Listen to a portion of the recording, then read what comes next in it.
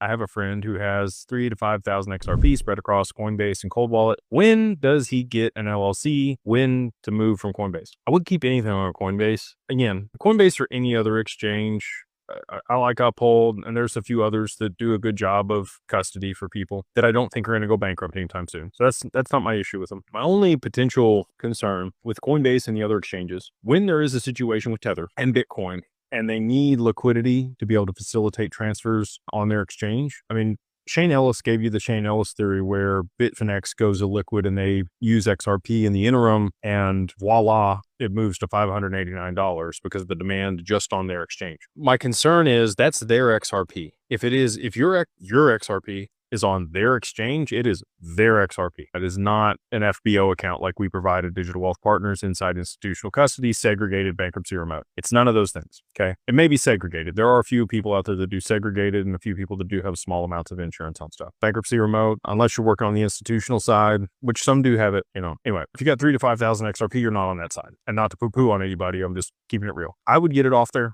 get it on your cold wallet, just so that you don't have any counterparty risk.